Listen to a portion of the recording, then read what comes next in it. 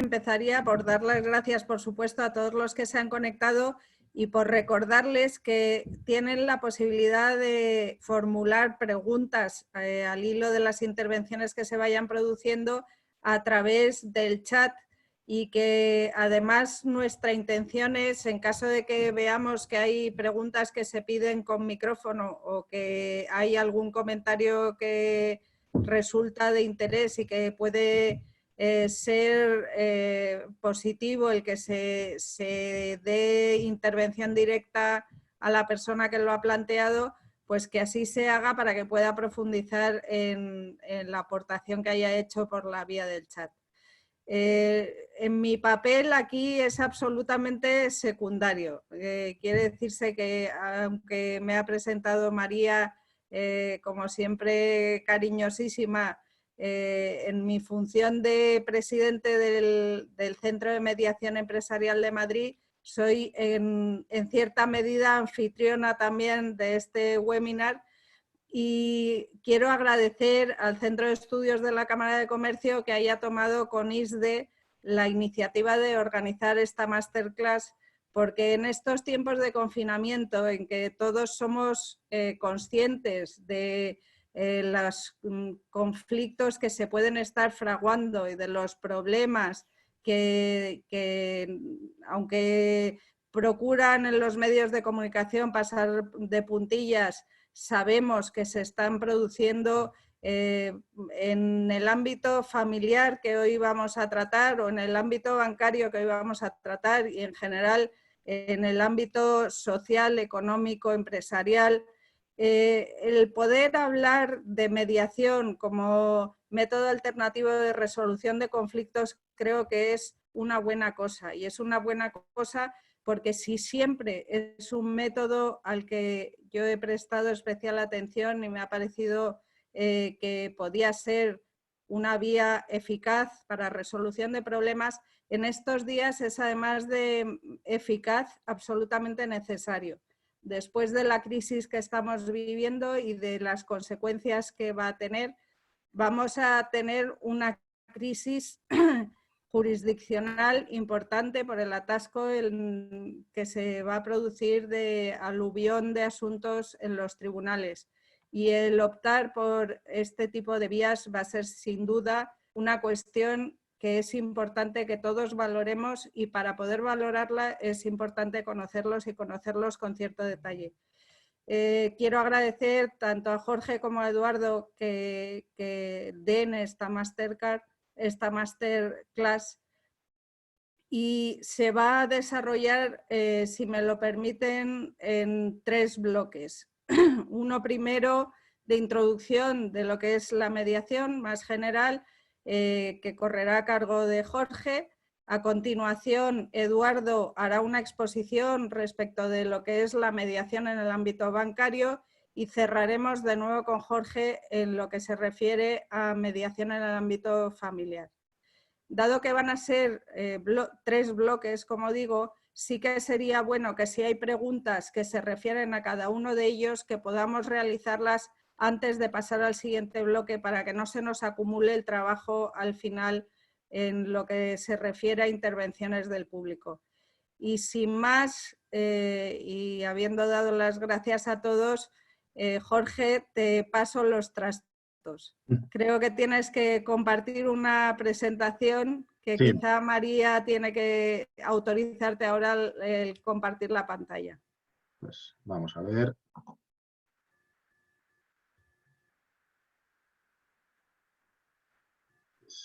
A ver si conseguimos ahora. Bien, pues gracias, Urquiola, y bueno, por nuestra parte, pues dar las gracias a la Cámara de Comercio, a ISDE por contar con nosotros, y sobre todo a todos los que nos vais a aguantar hoy en esta tarde de jueves. Pues intentaremos ser lo más amenos posible, porque como cualquier materia que afecta al ámbito jurídico, aunque la mediación podemos hablar, como veremos, que es algo extrajudicial o que puede ser extrajudicial, no deja de ser algo denso. Y en estos tiempos de confinamiento, como bien ha dicho Urquiola, aunque denso, puede ser un sistema o puede ayudar muchísimo ante la avalancha que va a venir en cuanto abran nuevamente plazos judiciales, juzgados y demás. Porque si tenemos la justicia parada, pues el conflicto es inherente a cualquier situación, pero en estos tiempos que corren todavía más. Entonces, vamos a intentar arrojar un poquito de luz y taquígrafos, aunque, insisto, la materia es muy densa, y tener una primera aproximación a lo que puede ser tanto el carácter general de la mediación, como diferenciando, como bien ha dicho Urquiola, entre la materia bancaria y familia, que probablemente sean dos de los asuntos, entre comillas, estrella que nos esperan a la vuelta a la rutina, y dar ese bosquejo que, sobre todo como juristas, nos ayude a que el conflicto no llegue a saturar un juzgado. Es decir, siempre se nos ha dicho que la mediación es un buen sistema. El problema es que en España todavía no lo hemos desarrollado como deberíamos. Si comparamos con los países nórdicos o con Alemania, la mediación es algo que está totalmente instaurado. En cambio, en los países latinos, como podemos ser nosotros, la mediación todavía, pese a que ya tiene un tiempo de regulación mínimamente amplio, todavía es algo por conocer. Entonces vamos a intentar que la mediación se convierta en un sistema del que podamos tirar, ya sea como juristas o como mediadores, para solucionar los problemas que en nuestros diferentes despachos profesionales nos van a llegar. E insisto, y haciendo como propia las palabras de Urquiola, lo que está por venir, que va a ser algo ciertamente serio. Entonces vamos, como bien ha dicho Urquiola, a hacer una pequeña introducción en lo que es el carácter general, que como veréis, esa mediación, la ley nos habla de mediación civil y mercantil, lo vamos a centrar después exclusivamente en el ámbito bancario y familiar, y veremos que las similitudes son prácticamente gemellares en cualquier materia. Lo único que cambia es el fondo del asunto que vamos a tratar. Pero veremos cómo el carácter general es gemelo, y que con ello podremos tener una buena evolución dentro de esa mediación, y que sin duda ayudará, será un complemento dentro de nuestra labor profesional. Y nada, ya pues paso a lo que es ese carácter general de mediación que voy a exponer yo. Como decía Urquiola, daremos paso a Eduardo para que hable de la mediación bancaria, que sin duda va a ser algo que estará muy al orden del día en cuanto el confinamiento termine. Y terminaré yo con el ámbito de familia, que si estamos confinados, pues más de uno y más de dos tendrán, por desgracia, problemas dentro de la pareja. Comenzamos. Y lo primero es, claro, para dar una charla sobre mediación, lo primero que tenemos que saber es qué es la mediación.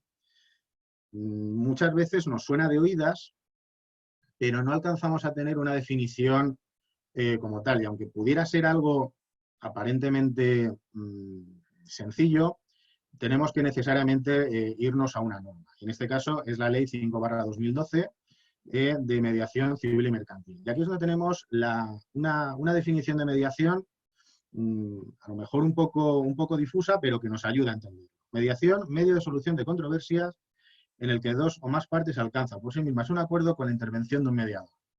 Parece algo de perogrullo. Es decir, si queremos realmente alcanzar un acuerdo, solamente hace falta, como veremos, la voluntad y que alguien nos ayude a ello.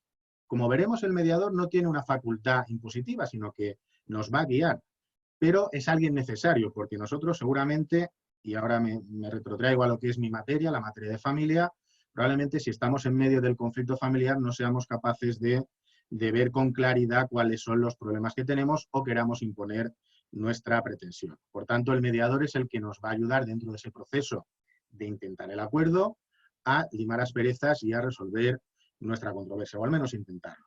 Una definición también tal vez un poco más amplia la encontramos en la Directiva 2008/52 de la Unión Europea, en el que ya se nos habla de, aparte de lo que es la mediación, de intentar el acuerdo con un tercero, que puede ser iniciado por las partes y sugerido por un órgano jurisdiccional o prescrito por el derecho de un país miembro de la Unión Europea. Esto tiene cierta importancia y vuelvo otra vez a lo que es la materia del ámbito de familia.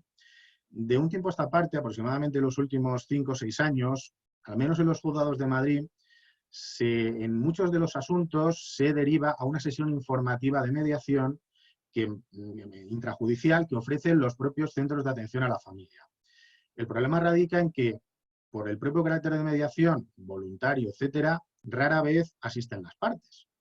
Pero por lo menos es algo que se está intentando introducir, siquiera con cuentagotas, dentro de los juzgados de familia. Es decir, es una pretensión de una bondad exquisita, pero que todavía tiene que trabajarse. Probablemente venga derivado de esta Directiva 2008/52, en el que se nos dice que se puede sugerir por el derecho de un país de la Unión Europea o por un órgano jurisdiccional de ese propio Estado. También encontramos la definición de mediador en la propia directiva, en el artículo 3, y es todo tercero a quien se pida que lleve a cabo una mediación de forma eficaz, imparcial e independiente de la condición o profesión de esta persona en el país de la Unión Europea que se trate y del modo que haya sido designada o se haya solicitado que lleve la mediación. Esto tiene que ver con las características que veremos a posteriori que debe reunir un mediador. Debe tener una formación determinada, debe tener una habilitación para ello y, en definitiva, el mediador debe ser alguien que ayude a las partes, que guíe a las partes en ese intento de solución a su conflicto. Como vemos, son definiciones que pueden parecer un poco al cabo de la calle, pero que es necesario conocer para que entendamos, como veremos a continuación, cuál es la diferencia con el arbitraje, que la diferencia, tal y como veremos, y os digo, es muy importante. La mediación, ¿cómo se lleva a cabo? Puede llevarse a cabo o bien como profesionales dentro de nuestro despacho, como una rama más de actuación que tengamos, o bien con las instituciones de mediación. Las instituciones de mediación nos las define el artículo 5 de la Ley de Mediación. Instituciones públicas, privadas y de derecho público, españolas y extranjeras, que tengan entre sus fines el impulso de la mediación y facilitar el acceso y administración de la mediación, incluida la designación de los mediadores. Aquí yo tengo la experiencia no solamente de la institución de la Cámara de Comercio, sino también de mi colegio profesional. Yo estoy adscrito al Colegio de Valencia y en materia de familia funciona muy bien lo que es el Centro de Mediación del ICA. Son compañeros, especialistas no solamente en derecho de familia, sino también mediadores, que en muchos de los asuntos de familia ayudan a esas partes y, como veremos posteriormente, ayudan a la resolución del conflicto, un conflicto que está provisto de una visceralidad importante, a que cuanto menos las partes acerquen posiciones. Es un procedimiento, el primero, gemelar al que comentaba antes de Madrid, en el que se informa intrajudicialmente de lo que es la mediación, sesiones informativas en las que se ofrece a las partes la posibilidad de participar en las mismas y ya luego lo dejan a criterio de las partes, valga la redundancia, si se someten a ese proceso o no. Pero en definitiva, como decíamos, aunque es algo ya con años no excesivamente conocido, pero que entendemos, como decía Urquiola en la presentación de la webinar, que va a ser algo que probablemente sea muy importante a partir de que nos desconfinen y podamos volver a la rutina y a la actividad natural. ¿Cuáles son las características de estas instituciones de mediación? Nuevamente vamos un poco a lo que es el criterio o unas definiciones generales. Es decir, deben designar mediadores que reúnan la formación, especialidad y experiencia óptima para poder desarrollar esa mediación, para poder desarrollar esos sistemas de mediación, implantar sistemas de mediación por medios electrónicos, sobre todo cuando se trata de reclamaciones dinerarias. Y esto nos lo explicará en su intervención Eduardo, porque también, volviendo a hacer como propia las palabras de Urquiola, que ha hecho una introducción brillante para darnos el bosquejo de todo, lo que nos viene es complicado. No solamente en el ámbito familiar, sino sobre todo en el ámbito económico. Una crisis, por desgracia, que nos va a afectar a todos y que vamos a tener que buscar unos sistemas de resolución de problemas que sean rápidos. Porque si el problema no lo soluciona el juzgado dentro de 3 años, a lo mejor la empresa a la que pertenecemos ya no existe, con lo cual, aunque nos den la solución, difícilmente va a ser efectiva. ¿Qué es importante para una institución de mediación? Que aquellos a quienes designen, o mejor dicho, la designación de los mediadores que tengan, que sea transparente y que sepan cuáles son los deberes que tienen. Y es importante, como veremos, para mí uno de los fundamentales es el deber de confidencialidad. Ese deber de confidencialidad, también como iremos viendo, tiene su proyección en el ámbito jurídico, en el ámbito judicial, con la imposibilidad de hacerlo valer en un procedimiento cuando la mediación no ha llegado a buen término. Pero, en definitiva, sí que nos va a servir para que las partes, tal y como veremos, hablen con plena libertad de que lo que se trata en la mediación no va a salir de esa mediación. ¿Me permitís el ejemplo? Lo que pasa en Las Vegas se queda en Las Vegas. Lo que se trata en mediación no va a ser utilizado después, el juez no va a tener oportunidad de conocer por qué una mediación se lleva a término o por qué no se alcanza el acuerdo, independientemente de que esto pues tal vez diera para un debate doctrinal un poco más amplio, al menos desde el ámbito de familia, pero derivando nuevamente a las instituciones de mediación, insisto, las instituciones de la mediación deben velar porque se cumplan los requisitos de la mediación y porque las personas que ejerzan esa mediación reúnan la formación y especialidad, sobre todo la experiencia, para poder desarrollarla. Y una cosa importante, como veis en el punto cuarto, de la diapositiva, es que si esa institución de mediación también se dedica al arbitraje, deberá distinguir perfectamente uno y otro, porque las diferencias, como veremos, son considerables. Desarrollaremos ahora estos principios de la mediación y estos principios son básicos y son aplicables a mediación civil y mercantil. El primero y fundamental, la participación voluntaria. Hemos de querer mediar. Las partes hemos de tener voluntad de participar en un proceso que resuelva nuestras controversias, o al menos que intente resolver nuestras controversias. Derivado de esa participación voluntaria, se va a favorecer la autonomía de las partes. Es decir, las partes van a poder exponer con esa libertad todo aquello que les afecta, en un espacio donde no solamente por el tiempo que les vamos a dedicar, sino también por la ausencia a lo mejor de imperium que siempre tiene el procedimiento judicial, va a permitir, insisto, a las partes hablar con libertad. Eso también tiene mucho que ver la cualificación del mediador, que debe tener una cualificación profesional adecuada y sobre todo respetar el derecho. El mediador debe ser consciente de cuáles son sus obligaciones y la principal es respetar la imparcialidad, la neutralidad y la confidencialidad. Es decir, si vemos la mediación a nivel general lo que permite es a las partes, insisto, hablar con plena libertad y exponer lo que les afecta, entre ellas, sin que haya un tercero que les pueda imponer. Y eso, como veremos después en la parte de mediación familiar, es muy importante por la visceralidad que siempre tiene la materia. Seguimos desarrollando. Y aquí es, la madre del cordero, si me lo permitís, es los principios a cumplir por el procedimiento de mediación. Si veis ahí son 5 principios que afectan tanto a las partes como al mediador. Vuelvo a lo mismo que he comentado al principio. Parece algo obvio, pero es importante que se tenga claro porque si no se pierde el oremus de la mediación y casi muchas veces lo convertimos en una suerte de protocolo previo a acudir al procedimiento judicial, cuando la mediación puede ser un sistema de resolución que evite llegar al juzgado, la mayoría de las veces. Bien, vemos ahí cuáles son los principios: voluntariedad, confidencialidad, buena fe, imparcialidad, neutralidad del mediador y equilibrio entre las partes. El de voluntariedad ya lo hemos comentado con algo de profundidad. Y esto es importante porque no significa, no todas las mediaciones llegan a buen puerto. No todas las mediaciones terminan con un acuerdo, pero al menos lo hemos intentado. Y esa voluntariedad es la que nos permite tanto acudir al sistema de mediación, acudir a la información por parte del mediador, etcétera, como si en algún momento vemos que no es viable, abandonar la mediación, que siempre vamos a tener expeditos los mecanismos judiciales que correspondan. Eso sí, si abandonamos la mediación, hemos de tener presente el segundo principio, la confidencialidad. Como decía, y utilizando nuevamente la frase un poco de la calle, lo que pasa en Las Vegas se queda en Las Vegas. La confidencialidad hace que lo que tratemos en mediación no sea invocable, salvo con excepciones, como veremos posteriormente también, en el procedimiento judicial. Uno de los principios más importantes, al menos el de las partes, es el de la buena fe.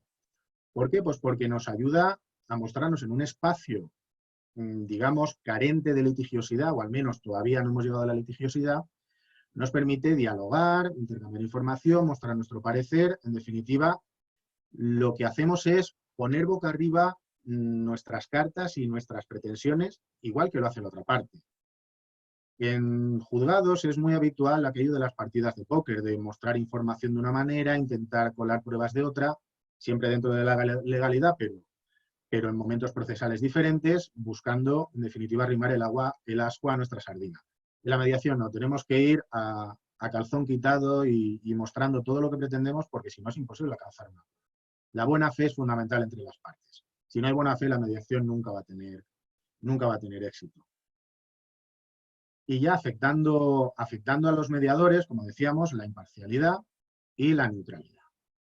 Pueden ser dos principios gemelos, En definitiva, lo que tiene que hacer el mediador no es manifestar su parecer o imponer su criterio, no puede hacerlo. Lo que debe hacer es guiar a las partes en ese camino hacia el acuerdo para que sean conscientes de dónde van a tener que ceder las partes, porque evidentemente en una mediación no va a haber una sensación de vencedores y vencidos, no va a haber una de las partes, salvo excepciones que siempre las hay, donde una parte pues imponga su criterio, pero siempre el mediador a lo que va a ayudar es a que las partes dentro de esa neutralidad puedan ir buscando el equilibrio que siempre va a ser adecuado y que en definitiva en el término medio está la virtud.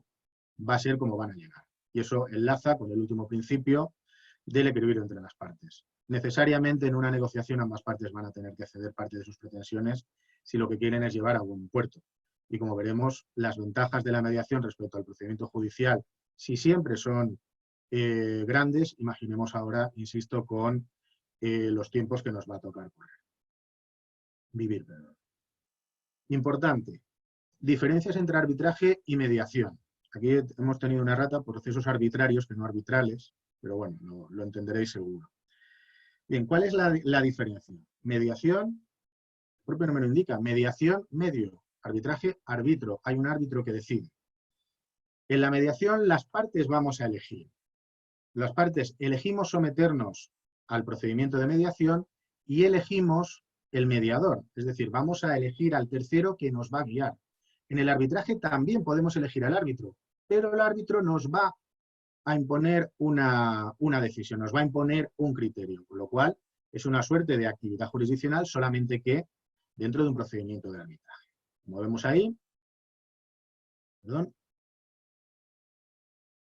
en el caso del proceso jurisdiccional, el procedimiento de arbitraje, el juez y el árbitro son terceros. Sometemos la controversia e imponen a las partes una solución que están obligadas las partes a cumplir con los mecanismos que ofrece el ordenamiento jurídico. Es decir, un laudo arbitral es ejecutable en sede judicial por el procedimiento correspondiente.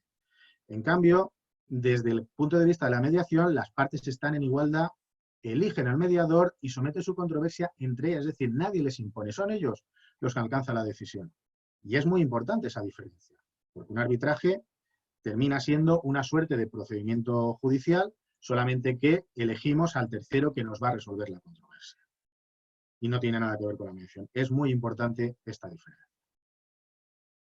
¿Qué fases tiene la mediación? Pues ahí lo vemos. Hay protocolos, cada institución de mediación tiene sus propios protocolos, pero las líneas maestras las podemos tener aquí. Introducción y compromiso de mediación, lo cual enlaza con la voluntad de las partes de someterse a ese procedimiento de mediación, designación del mediador que corresponda, toma de datos en esa recogida de información por parte del mediador. Una vez recogida la información es cuando se identifica el problema y podemos crear el esquema de por dónde podemos intentar resolver la controversia. Y aquí es donde ya entra la labor del mediador más digamos, artesanal, porque intenta que las partes vayan acercándose una a otra para generar la solución, o para ayudarles a generar, mejor dicho, la solución al caso concreto. Aquí desde entrevistas conjuntas como entrevistas individualizadas, pasando por lo que en psicología llamarían entrevistas de devolución, el esquema al cual se cogen los mediadores es, en definitiva, tener la mayor información posible, guiar a las partes y llegar al intento de solución. Que tengo que apuntar algo, pero bueno. A la generación de opciones y alternativas, donde las partes nuevamente van a poner en común esas la habitación de su hijo. Y por último pasamos a la negociación y toma de decisiones, donde las partes ya por fin van a intentar plasmar esa solución que han dado a su controversia y en la redacción del acuerdo final. En el caso de familia, como veremos en la exposición que haga sobre la mediación familiar, consistirá en la elaboración del convenio regulador que posteriormente tendremos que homologar judicialmente a través del procedimiento de 777 de la Ley de Enjuiciamiento Civil, del procedimiento de moco. Bien, aquí tenéis la legislación aplicable. Como veis, hay una legislación muy prolija. Por desgracia, no todo lo conocida que debiera en el ámbito jurídico. Y lo más importante, a mi entender, es las leyes autonómicas, porque es una competencia delegada, y cada comunidad autónoma, al menos en la mediación familiar, ha ido regulando su propia normativa de aplicación. Son gemelares prácticamente todas en lo mismo y al final terminan llegando a que si hay un acuerdo, pues tenga que pasar necesariamente por los juzgados y tribunales. Y hasta aquí lo que es la explicación de lo que es la parte general, que he intentado hacer lo más amena posible porque siendo densa, pues si habéis visto, no deja de ser algo un poco de sentido común. Es decir, la mediación probablemente sea el plasmar algo que no se suele aplicar en un juzgado, que es el sentido común, que suele ser el menos común de los sentidos cuando hay conflicto. Pero sin duda que con estos principios y con lo que viene a partir de ahora va a ayudar muchísimo a resolver controversias y a evitar la saturación de juzgados, que si ya la teníamos, pues lo que nos viene también va a ser importante. Así que sin más, pues ahora cedo la palabra a mi compañero Eduardo para que nos explique algo que va a ser bastante denso en cuanto al tecnicismo y en cuanto a la materia, porque la mediación bancaria... Si me permites, Jorge, sí. Os robo 2 minutos, porque aunque no ha habido preguntas, la verdad es que ha sido una exposición muy interesante y sí que querría hacer un comentario de esos procesos no arbitrarios, como decía la errata, sino arbitrales. Sí. Y simplemente, bueno, hay mucha gente, por lo que veo, entre los asistentes que son mediadores, algunos árbitros, algunos juristas, otros gente de empresas y con otras especialidades, pero sí decir que efectivamente, siendo mediación y arbitraje dos métodos alternativos de resolución de conflictos totalmente distintos, en el sentido de que la mediación es autocompositiva y el arbitraje es heterocompositiva, es un tercero el que resuelve la disputa, pueden llegar a ser complementarios, en el sentido de que si no se llega a un acuerdo en mediación, se puede optar por ir al arbitraje, que tiene dentro de su naturaleza casi todas las características comunes con la mediación, y que si hay una que yo siempre digo que quizás es la diferencia, es que en la mediación, cuando se consigue un acuerdo, las partes mantienen mejor la relación entre las partes, entre sí. Correcto. Y que es muy importante en el mundo empresarial, en que muchas veces el conflicto es con un suministrador y que hay sectores que incluso es que buscar un suministrador alternativo resulta complejo, si no imposible. En el arbitraje quizá ese mantenimiento de las buenas relaciones es menos evidente. En la mediación es que incluso a veces las relaciones salen incluso reforzadas.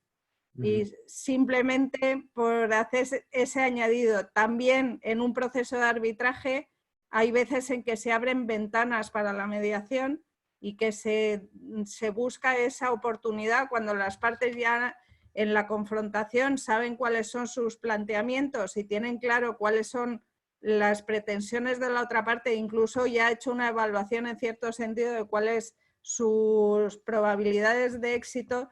A veces es útil abrir una ventana de mediación con un tercero que no sea el mediador, el propio árbitro. Eso también es una cuestión importante, porque las funciones como consecuencia precisamente de la distinta naturaleza de las funciones del mediador y del árbitro, pues son distintas y no conviene que en relación a un mismo asunto se desarrollen por la misma persona. En el arbitraje, si la ventana de mediación se produce al final del procedimiento, teniendo el laudo dictado y metido en un sobre lacrado, y se da una última oportunidad a las partes de ponerse de acuerdo, pues estupendo, pero si no es difícil que el árbitro se convierta en mediador. Y también por lo mismo que decía Jorge, de que la confidencialidad en la mediación es absoluta y que las cuestiones que se hayan debatido en la mediación es como lo de que lo que sucede en Las Vegas se queda en Las Vegas, pues no debe saltar el mediador a ser árbitro. Y perdón por el rollo, pero es que esto es lo de que los abogados nos dan un micrófono y nos perdemos. Eduardo, te paso el testigo para la mediación bancaria. Gracias, Urquiola. Pues voy a intentar, desde mi experiencia como jefe de los servicios jurídicos de una entidad bancaria y como mi experiencia posterior como abogado, intentar glosar con dos corsés que tengo, que es la propia titulación, mediación bancaria y el tiempo.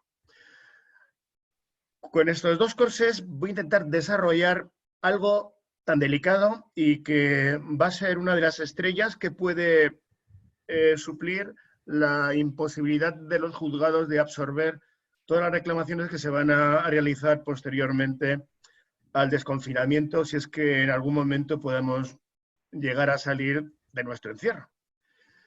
La mediación bancaria se va a convertir en un caballo de batalla para empresarios, autónomos y sobre todo pequeñas y medianas empresas en la negociación con sus bancos. Todos y cada uno de los empresarios, previamente a la crisis que nos ha llegado con el COVID-19, ya teníamos una situación verdaderamente delicada con un apalancamiento excesivo de la empresa española y del autónomo con los bancos. La situación actual nos está llevando a que dentro del sector de la banca, en este momento es inexistente para la gestión y resolución de las reclamaciones de los clientes en la mediación. Es decir, no hay unos departamentos determinados en la banca para la mediación. Cuando la banca tiene un problema, lo primero que hace es o derivarlo a empresas de recobro, que evidentemente no van a hacer ninguna mediación, o enviarlo a los servicios jurídicos. Ninguna entidad bancaria que yo conozca ha puesto en funcionamiento un sistema de mediación, excepto unos casos muy honrosos, que fueron el arbitraje de Bankia con el asunto relacionado con la gran crisis que sufrió el banco y el Real Decreto de 2017 sobre la devolución de las cantidades por las cláusulas suelo. Y esta experiencia nos demuestra que solo han sido unos pequeños procesos en los que se ha tratado de cerrar el problema en falso. Ni uno solo de los bancos que yo conozca, en uno de los negocios que habíamos podido mantener o de los litigios que se han abierto, ha decidido reconducir la controversia hacia la mediación. Ni uno solo de los bancos en los procedimientos que hemos llevado con nuestros clientes. Si nos damos cuenta, en el año 2012 las entidades bancarias han recibido miles de demandas judiciales de sus clientes y no han abierto ni un solo procedimiento de mediación. ¿Y por qué?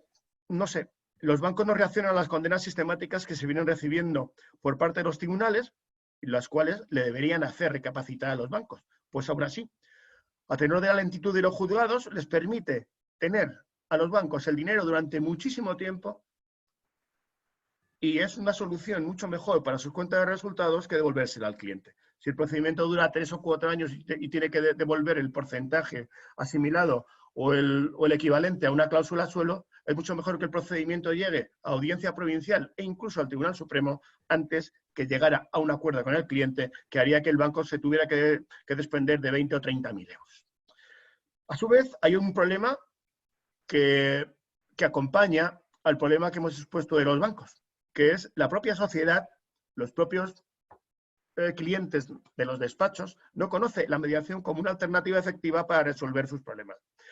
Los ciudadanos, en el mejor de los casos, confían en una reclamación previa y consideran que esto ya es suficiente para alcanzar una solución negociada de un conflicto que tiene entre manos con el banco. Sin embargo, asume el cliente desde el momento en que nos llega a los despachos que el siguiente paso ineludible es la propia interposición de una acción judicial. El cliente, en mi caso, nunca me ha planteado la posibilidad de acudir a una mediación. Ante esta situación, se produce el tercer punto, que es la lejanía entre la mediación y la abogacía.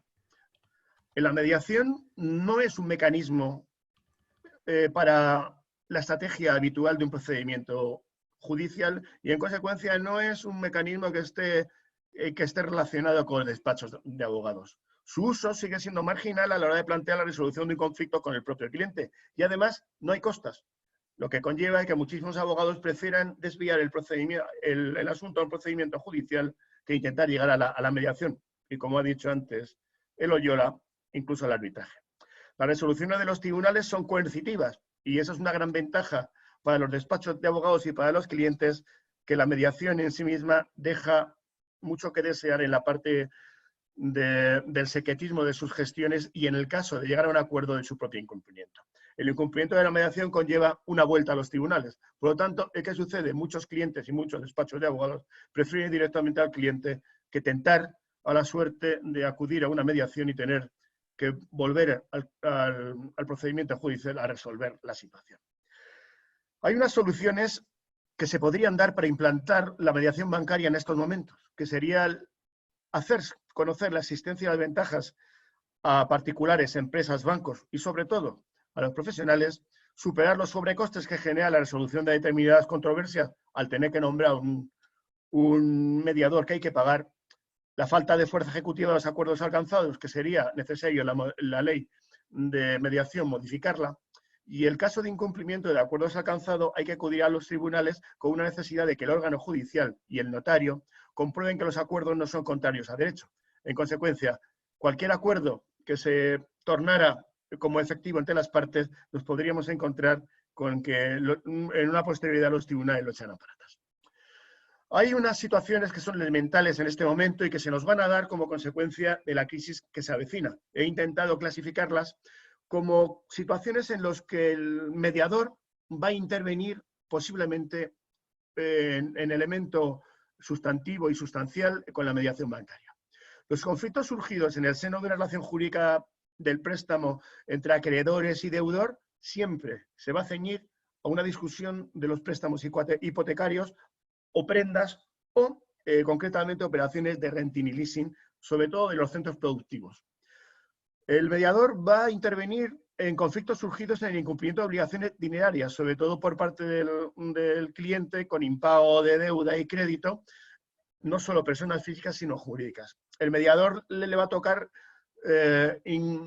mediar en la posesión de unos casos de ocupación de vivienda, edificios, naves de locales por parte de sus propios clientes, conflictos surgidos en la ocupación de inmuebles que tengan que ser tasadas, realizadas y mediadas por un tercero que en modo alguno, en algunos casos, va a ser el mediador, sino las propias fuerzas públicas.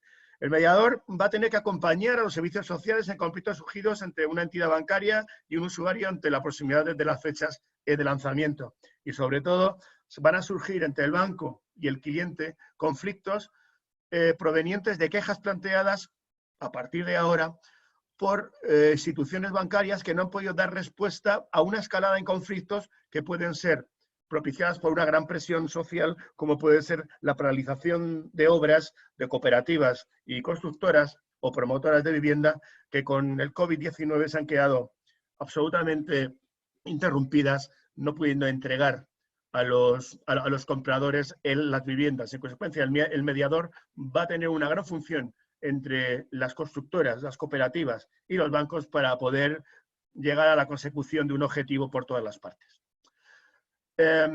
Hay posibles fases, tales como las que ha dado Jorge en un momento cuando ha hecho las partes genéricas y ha puesto la parte genérica de la mediación, que deberían de ser especiales y sobre todo en el procedimiento de mediación bancaria, determinar como algo distinto a la mediación habitual que se puede hacer con un proveedor o una mediación familiar, como las que vamos a tener a posterioridad.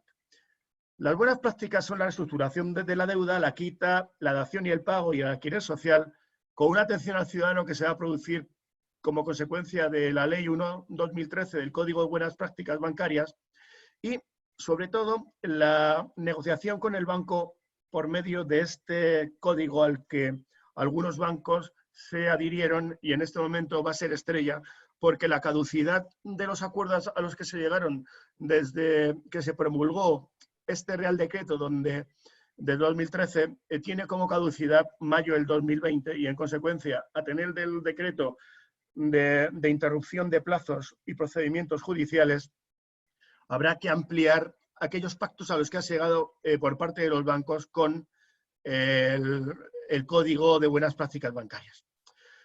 El mediador también en las técnicas que va a utilizar va a buscar que las cláusulas abusivas de los contratos bancarios puedan ser eliminadas. Es decir, no solo va a mediar en una ejecución bancaria o en una ejecución que se produzca por el banco contra el acreedor, sino que a su vez va a renegociar con el banco y con los usuarios muchas propuestas y contrapropuestas para el cierre de los expedientes que estarán negociadas con la nulidad de las propias cláusulas bancarias. En un caso práctico que vamos a intentar plasmar muy rápido, ya que estamos en Madrid, en la Cámara de Comercio de Madrid, y posiblemente hablando con madrileños o con residentes en Madrid, vamos a tener que gestionar con mucho cuidado las intermediaciones con hipoteca que se producen por las oficinas de intermediación de la Comunidad Autónoma de Madrid. La Comunidad Autónoma de Madrid tiene abierto unas oficinas de intermediación bancaria que van a ser muy efectivas y muy rápidas y que van a necesitar la colaboración de los abogados con los clientes y la oficina de intermediación para mediar con los bancos. Hay unos requisitos elementales que se van a surgir, que sean familias que estén en exclusión social, tanto de autónomos como de pequeños empresarios, o que no estén en exclusión social, pero que en ese momento, en un momento de iliquidez, tengan la posibilidad de negociar. Se puede acudir a estas oficinas de la Comunidad Autónoma de Madrid de intervención hipotecaria para, junto con sus abogados, poder llegar a una solución con los bancos. Eso sí, hay que reunir unos requisitos. Hay que aceptar voluntariamente la mediación de la comunidad y el compromiso con una participación muy activa en la formulación de la propuesta de mediación. El cliente, cuando es su vivienda habitual o única y haya dado puesta en garantía a esta vivienda en un préstamo hipotecario, se encuentra con un problema, pero que tiene unos requisitos principales en el que el coste del préstamo hipotecario concedido para la adquisición de la vivienda no puede exceder 300.000 euros para acudir a este tipo de mediación de la comunidad autónoma. A su vez, ha de disponer solamente de esa vivienda, no tener otra vivienda, y que los bienes patrimoniales que pudiera disponer tengan un valor insuficiente para hacer frente al crédito hipotecario. Y por último, que se carezcan de ingresos suficientes para hacer frente a las obligaciones de dicho crédito. Con ese punto, aunque no se encuentre en situación de exclusión social, la Comunidad Autónoma de Madrid puede ayudar y sobre todo con los protocolos de actuación que tiene con los bancos, puede llegar a acuerdos bancarios que serán muy útiles en este periodo de crisis que se nos viene encima. El trámite es muy sencillo. Se pide cita por la online con la Comunidad Autónoma de Madrid y hay que aportar una documentación muy pequeña y además que está al alcance de todos, que son formularios oficial, que está en la página web, libro de familia, escritura de compra de vivienda, escritura de préstamo hipotecario, los documentos donde se ha actualizado por la parte de la entidad financiera el estado del préstamo, un certificado de ingresos, detalles de otras deudas que pueda tener, notificación de las judiciales recibidas en caso de que haya sido demandado y cualquier otra documentación que el propio mediador de la Comunidad Autónoma de Madrid considere. Este código de buenas prácticas bancarias entra en funcionamiento cuando la familia, a tenor del artículo 3.1 del Real Decreto en el que hemos hecho mención 6 del 12 de medidas urgentes de protección de deudores hipotecarios, tiene que estar en umbral de exclusión el cliente para que se le pueda aplicar el contenido de este decreto. Claro, para llegar al umbral de exclusión ha de tener un conjunto de ingresos que los miembros de la unidad familiar no superen un límite 3 veces el indicador público de renta de efectos múltiples anual en 14 pagas. Que los 4 años anteriores de la solicitud la unidad familiar haya sufrido una alteración significativa de circunstancias económicas y que la cuota hipotecaria resulte superior al 50% de los ingresos. Con esos requisitos se puede entrar a utilizar las salvaguardas del deudor hipotecario que contempla el Código de Buenas Prácticas Bancarias. Solicitar la estructuración de la deuda hipotecaria, la quita y la dación en pago con una condonación de deuda se han convertido en las estrellas de este Código de Buenas Prácticas Bancarias y de este decreto al que hemos hecho mención. Los clientes en general solicitan la reestructuración de la deuda hipotecaria, primero, por ser beneficiosa para el banco, segundo, por dar la oportunidad al banco de no tenerse que adjudicar la vivienda y llegar a las dotaciones que Basilea III le obliga a hacer al banco cuando se tiene unas cantidades de cuotas impagadas y un porcentaje del préstamo hipotecario y, sobre todo, la dación en pago cuando no se puede llegar a una conclusión de reestructuración de la deuda por imposibilidad ni a una quita, porque los bancos son muy reacios. La dación en pago con condonación de deuda se convierte en uno de los puntos y principales puntos de discusión con la banca para poderse quitar la deuda. La consecuencia, pues la solicitud de reestructuración de la deuda es muy importante y yo creo que va a ser la estrella en este momento con aplazamiento. Ha de alcanzarse una viabilidad a medio plazo, nunca largo. Se tiene que haber producido un anuncio de subasta antes de que nosotros podamos llegar a esta conclusión y, por lo tanto, debemos de coger el toro por los cuernos y empezar a plantear la medida de solicitar al banco la reestructuración de la deuda antes de que tengamos el procedimiento judicial, y si tenemos el procedimiento judicial antes de que se nos haya comunicado el despacho de ejecución. Yo creo que es lo principal. Hay que acompañar junto con la solicitud que se debe de hacer al banco a tenor del artículo 3.3 del Real Decreto 612. Hay que hacerle saber al banco el número de ingresos, el número de personas, titularidad de bienes, certificado de titularidades, escritura de compraventa de la vivienda, declaración responsable del deudor de cuáles son las posibilidades de cumplimiento que pueda haber y, sobre todo, tener aprobado por la Comisión de Seguimiento y Cumplimiento del Código de Buenas Prácticas Bancarias, tener aprobado la presentación del documento solicitud. Los efectos de la solicitud son muy importantes en cuanto a intereses de demora, ya que los intereses pactados no pueden superar un 2% y los intereses de demora se han de reducir a tenor de las últimas prácticas y circulares del Banco de España sobre los máximos que se han de aplicar, y en consecuencia el contenido del plan de reestructuración es muy importante. Tiene unas limitaciones que son máxima carencia de amortización del capital de 5 años, ampliación de un plazo de amortización máximo a 40 años, reducción del tipo de interés aplicable que no puede superar el Euribor más el 0,25 y, a tenor del apartado 4, número 1b del Código de las Prácticas, en todo caso se han de implicar con carácter indefinido las cláusulas limitativas de la bajada de tipo de interés. En consecuencia, ya se vislumbra por parte del legislador que en este tipo de negociaciones las cláusulas suelo desaparecen en sí mismas. Adicionalmente, las entidades pueden reunificar el conjunto de todas las deudas, tarjetas de crédito, préstamos de créditos, en esa ampliación para poder garantizar que el deudor pueda salir con esta reunificación de deudas a buen puerto en su economía personal.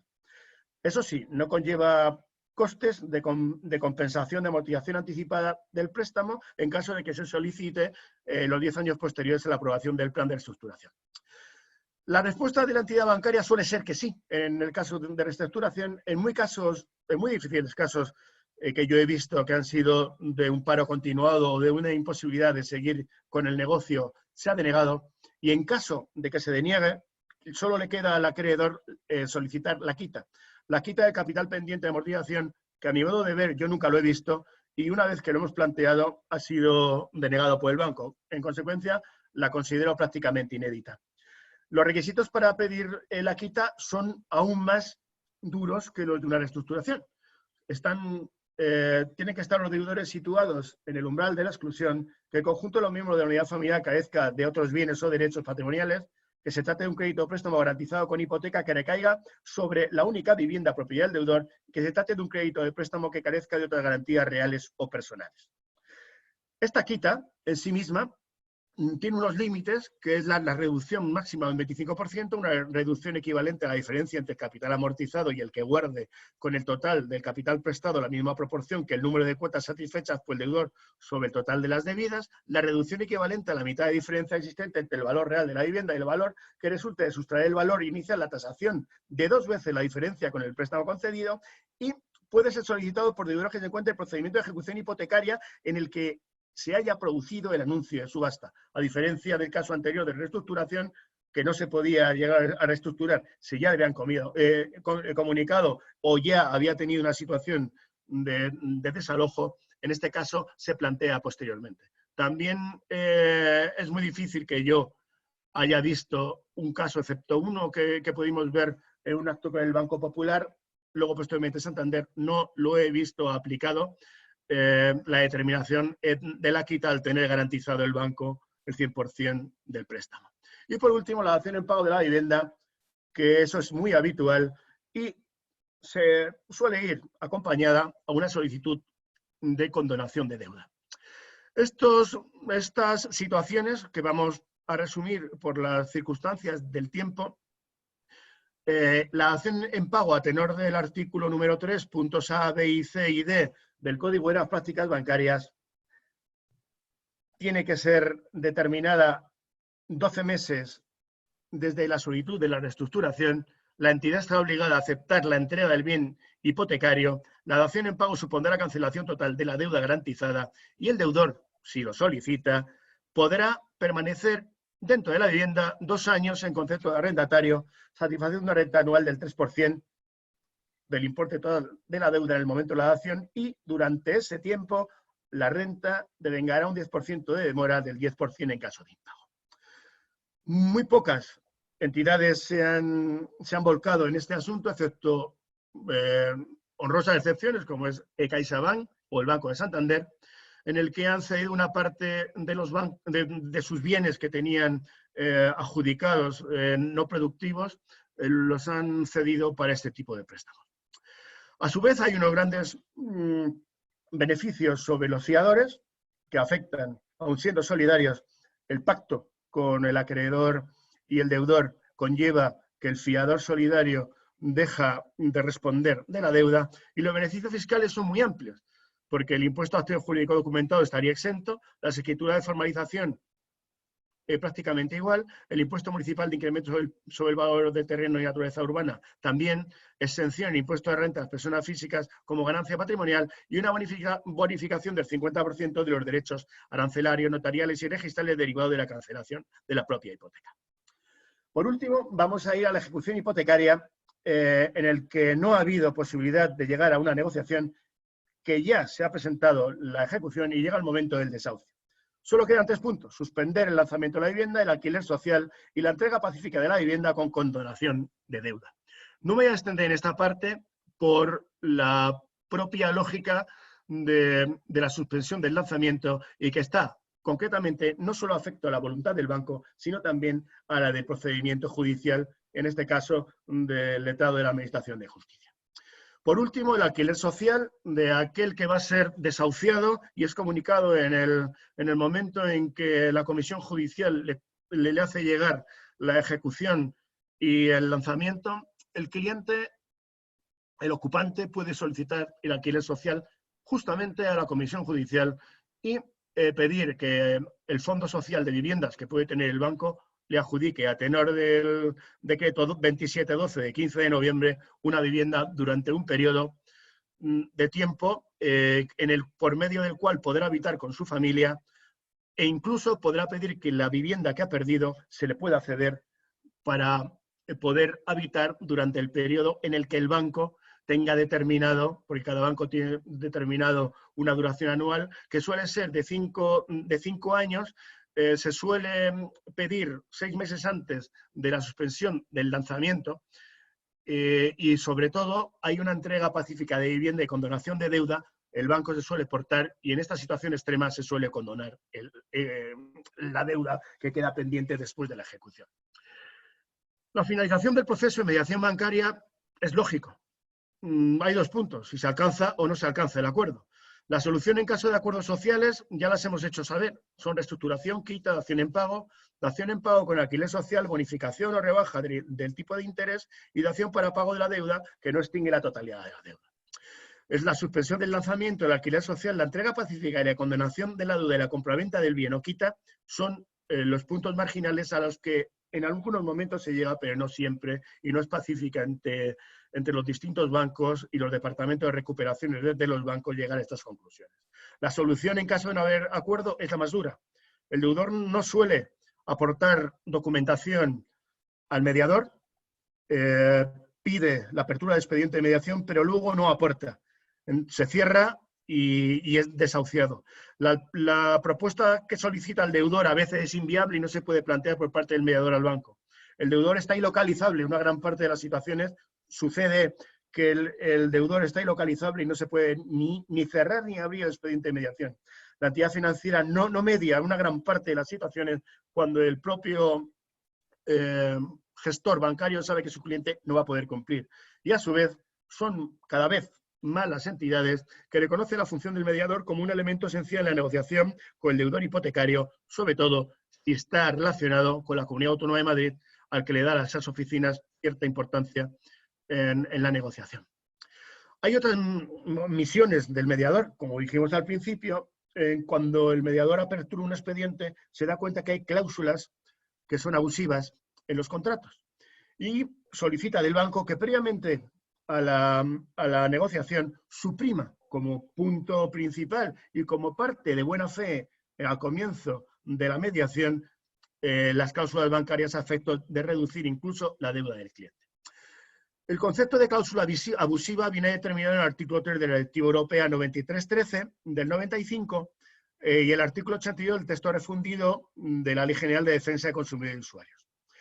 La conclusión es que la definición es muy parecida y voy directamente a la definición del artículo 82 de la legislación española. Consideran a cláusulas abusivas todas aquellas estipulaciones no negociadas individualmente y todas aquellas prácticas no consentidas expresamente que en contra de las exigencias de la buena fe se causen, en perjuicio del consumidor y usuario, un desequilibrio importante de los derechos y obligaciones de las partes que se deriven del contrato.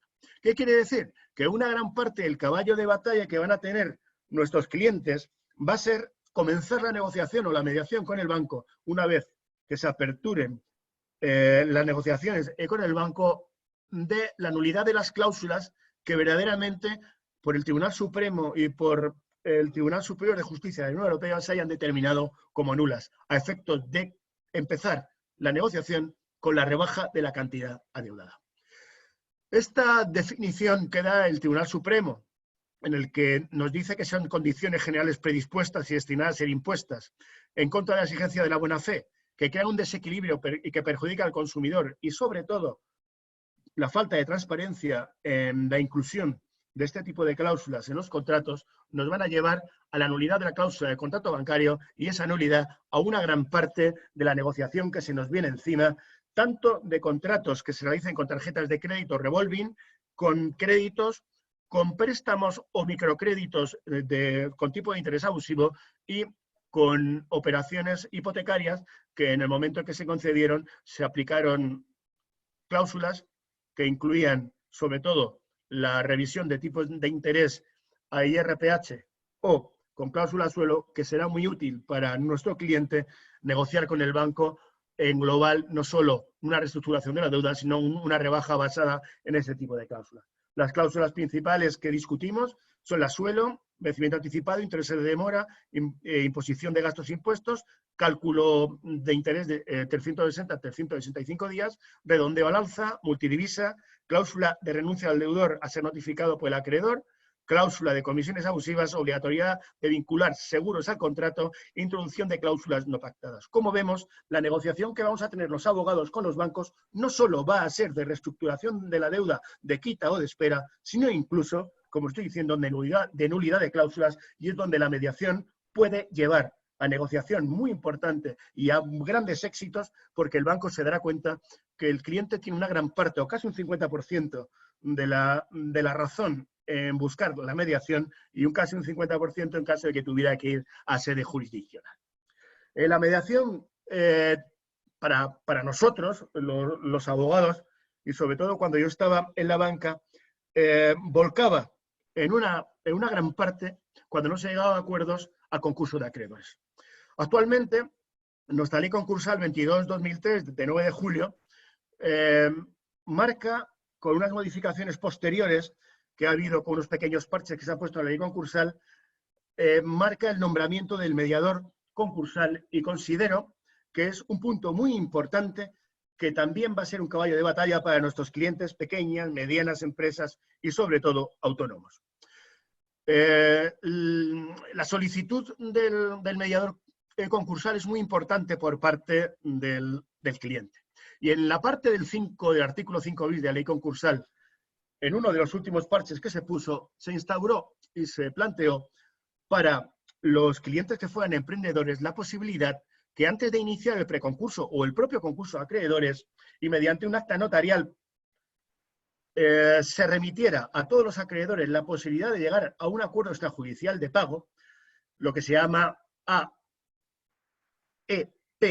que es lo que solemos saber los administradores concursales como acuerdo extrajudicial de pago con los acreedores, en el que se tienen que aportar muy pocos documentos para llegar a un acuerdo. El asunto es fácil, solamente hay que ir al registro mercantil, solicitar el nombramiento de un mediador. Si es persona física no comercial, se pediría por medio de un notario de oficio y el juzgado no tendría que conocer todavía de la existencia de mi situación de imposibilidad de cumplir los fines societarios o de insolvencia sobrevenida, porque habría esta situación de acuerdo, de formalización de un acuerdo extrajudicial de pago casi dentro del concurso, pero con un pie fuera y otro dentro, que nos haría ayudar a la empresa a que antes de que se le pusiera la etiqueta de concursado, que como sabemos para los bancos es mortal y para nuestras líneas de créditos es imposible, con este acuerdo extrajudicial se podría llegar a formalizar un acuerdo que sería inscrito en el registro mercantil o civil si es persona física o si no mercantil, y si es persona física mercantil tendría que ir al concurso de acreedores y al registro mercantil como tal. El efecto de acuerdo con los acreedores es tremendo. Desde el momento de la inscripción en el registro y con efecto de elevación a público, ningún acreedor podría iniciar ejecuciones por deudas anteriores al convenio extrajudicial de pago. El deudor puede solicitar a los juzgados que hayan conocido de ejecuciones singulares contra él, a tenor del 233 de la ley concursal, el punto 3, hasta un plazo máximo de 2 meses para que levantaran los embargos practicados y se suspenda el devengo de los intereses. Y los acreedores que no hayan aceptado el acuerdo extrajudicial de pagos podrían seguir con sus ejecuciones contra los obligados solidariamente por el deudor, los cuales no podrán excusar esta obligación a tenor del 235 de la ley concursal. El deudor no puede ser declarado en concurso mientras esté inscrito en el registro esta solicitud de acuerdo con mediador. El mediador no solo acaba aquí, sino que en el preconcurso, el 5 bis, la continuación del 5 bis, una vez imposibilitado o viendo que es muy difícil que se pueda llegar a un acuerdo con los acreedores, ya acude al juzgado y en el juzgado solicita la apertura de una negociación con los acreedores prevista en el 5 bis de la ley concursal. El 5 bis es un periodo de imposibilidad de agresión en el patrimonio del deudor y una vez constatada la situación de insolvencia por el deudor, cuando con los requisitos que prevé la ley de sociedades de capital, se da cuenta que la situación que tiene no puede ser reversible a corto plazo. ¿Y qué efectos tiene sobre sus deudas y sobre los acreedores? Pues que suspende la obligación de presentar el concurso de acreedores en 60 días, pone en conocimiento el juzgado de unos inicios de negociaciones, hace saber que pretende llegar a un acuerdo de refinanciación, busca adhesiones con los acreedores en forma de propuesta anticipada de convenio que se acompaña, un acuerdo extrajudicial de pagos e intenta dotar de viabilidad a la compañía e incluso revertir la situación de insolvencia y puede solicitar la intervención de un mediador. El mediador, ¿quién lo solicita? Lógicamente, el mismo que ha presentado el preconcurso de acreedores que suele presentar con abogado y procurador. Y ese mediador puede llegar a culminar el acuerdo de preconcurso al citar a todos y cada uno de los acreedores con conocimiento del juzgado y siendo ratificado su nombramiento por el juzgado, puede llegar incluso, a una vez aceptado el cargo, a comunicar de oficio al juzgado la apertura de negociaciones y, como dice la ley a tenor del 242 y siguiente de la ley concursal, podría incluso presentar el concurso posterior al propio concurso o el concurso previsto en el artículo 242. Los efectos del preconcurso son tremendos. Se adquiere un plazo de 3 meses para llegar a cabo en negociaciones, que en realidad se convierten en más de 100 días por la lentitud de los juzgados. Se pospone la solicitud de declaración de concurso. Debe efectuarse al mes siguiente la presentación de un plazo de negociación y proteger la actividad profesional empresarial del deudor. Pero con esto se evita el agravamiento de una delicada situación, que es la ley concursal y la aplicación del concurso de acreedores, y prohíbe este preconcurso el inicio de ejecuciones singulares judiciales y extrajudiciales. Ha de demostrar el deudor que los bienes de los cuales solicita que no se ejecuten son de utilidad para la empresa y este preconcurso termina con un acuerdo o refinanciación, un pago judicial y que se declare concurso voluntario o forzoso, eso sí, si se presenta en instancia o no. El mediador siempre va a evitar que suceda la situación de que se produzca un concurso forzoso por medio de la presentación del concurso de acreedores por parte de un acreedor. Los créditos de derecho público sí se pueden y el mediador, incluso, yo lo he conocido, ha actuado como interlocutor ante la Hacienda Pública, Agencia Tributaria y ante la Seguridad Social a efecto de evitar que se siguieran las ejecuciones que estaba previsto contra el deudor. Por lo tanto, la mediación en el preconcurso creo que es una grandísima solución que tenemos que tener en cuenta todos aquellos que nos dedicamos a la administración concursal. Y por último, la función del mediador en el concurso y en el preconcurso son muy claras.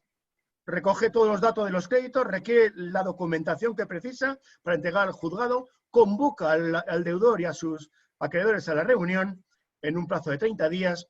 Si el deudor es persona física, no empresaria, y sobre todo dentro de los 2 meses siguientes a su aceptación en el caso concreto, tendrá la posibilidad de convocar la reunión y remitir a todos los acreedores la propuesta de acuerdo con el consentimiento del deudor.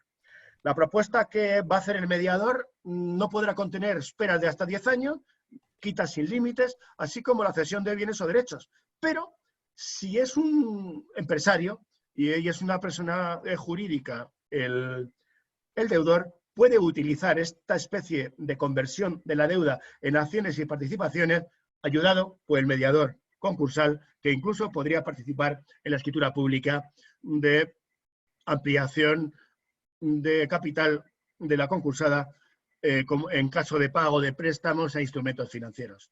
El mediador ha de preparar un plan de pagos y un plan de viabilidad, un plan de continuación de la actividad profesional y empresarial, y fijará una cantidad en concepto de alimentos para el deudor y su familia en el caso en el que la situación de concurso le llevara a una situación extrema de necesidad. El administrador tiene que remitir en un plazo de días naturales el plan de pagos y viabilidad aceptados por el deudor y por las partes. Y por último, hemos de saber que esta situación concursal es muy llevable en estos tiempos, los plazos son muy largos y el mediador nombrado por el juzgado se puede convertir en administrador concursal si el juzgado lo cree conveniente y se solicita. En consecuencia, tendríamos una gran parte ganada dentro del concurso porque el mediador que habíamos solicitado que nos ayudara podría convertirse en administrador concursal, cuestión que no está discutida por la ley. Y por último, deciros que si la propuesta del mediador no es aceptada, el concurso avanzará inexorablemente hasta la destrucción de la empresa. En definitiva, la figura del mediador, como la hemos puesto, bancario y concursal, dentro de un procedimiento y dentro de una negociación, le ha convertido en más que un gestor, en más que unas funciones totalmente primarias, sino que ya le ha convertido al mediador estos parches legislativos en la ley concursal en unas funciones que se verán ampliadas si, como es habitual, no se consigue cerrar un acuerdo y debe solicitar el concurso consecutivo en el cual el administrador concursal, que puede haber sido el mediador, llevará a buen puerto la última negociación en el que podremos pedir la exoneración de todas las deudas como consecuencia de la insuficiencia del patrimonio del deudor y podrá aplicarse lo que se llama la segunda oportunidad, que eso será cuestión de otra reunión y otra clase magistral que es larga y muy concisa. Y muchísimas gracias a todos. He intentado resumir esta brutal materia y tan amplia en materia en unos 30 minutos y pido perdón tanto a Jorge, que le he hecho correr antes y ahora le va a tocar acelerar, a Urquiola por escucharnos y sobre todo por soportar una larga y densa explicación, y a los asistentes, que veo que tenemos 57 y vamos a chatear con 43, la paciencia que nos hayan tenido en escuchar esta locución. Muchísimas gracias. Muchas gracias, Eduardo. 2 comentarios y algunas cosas que nos han llegado por el chat. Los comentarios, interesantísimo en el tema de la mediación bancaria, que efectivamente es muy denso y que creo que van a ser varios de los asistentes los que vuelvan a ver el vídeo para quedarse con más detalles, pero decía interesantísimo la parte de la búsqueda de cláusulas abusivas, que evidentemente entra dentro de esa función del mediador de equilibrar las fuerzas de las partes y de equilibrar las partes. Y en el tema del administrador concursal, decías aquí al final que es más gestor que mediador y es efectivamente un mediador muy peculiar. De hecho, no sé si debería tener incluso una denominación un poco diferente, en el sentido de que aquí no se verifica lo que decía yo antes de que la mediación y el arbitraje en muchas ocasiones son complementarios, porque aquí si la mediación no ha tenido efecto y no se ha llegado a ese acuerdo que se ha podido llevar al registro mercantil, lo que va a suceder es que se va a ir al concurso y el mediador tiene que de hecho ser además administrador concursal para transformarse de mediador en administrador concursal. Y en ese sentido va a estar en conocimiento de todo lo que se ha hablado en la mediación, o sea que es un animal un poco distinto, de hecho, que yo creo que como decías, Eduardo, es tan denso y has tenido que correr tanto que a lo mejor hemos perdido un poquito ese matiz. Ha habido varios comentarios a través del chat, algunos eran más de la parte inicial general, hay un par de comentarios de León Hunter, uno que era hablando precisamente de que en Inglaterra, donde está, con lo cual ves, Eduardo, que no solo tenemos madrileños entre la audiencia, que hay también Nazaret Romero que se ha conectado desde Roma y tenemos alguno más que viene de otras latitudes. Decía León Hunter que en Inglaterra las cláusulas MEDARB y las fórmulas mixtas en que hay conciliación, mediación y arbitraje son muy comunes y que efectivamente contribuyen en gran medida a descongestionar la carga de los juzgados. Alguien que no puedo identificar por nombre porque ponía solo user, dice que le han dicho en varias ocasiones que la mediación nació como competencia del Estado y que ahora erróneamente se presenta como competencia o facultad delegada en las comunidades autónomas, que ahora os pediré que digáis 2 palabras al respecto. Bartolomé Arias preguntaba si hay tiempos mínimos y máximos para una mediación, que ya le he dicho que no, pero creo que a lo mejor queréis decir 2 palabras al respecto también. Inés Cáceres, que es mediadora especializada en familia, pregunta si hay derivaciones intrajudiciales desde los juzgados de lo mercantil. Mi experiencia es que hay poca, pero bueno, vosotros diréis, y que dice que en tal caso, que en qué casos se produce.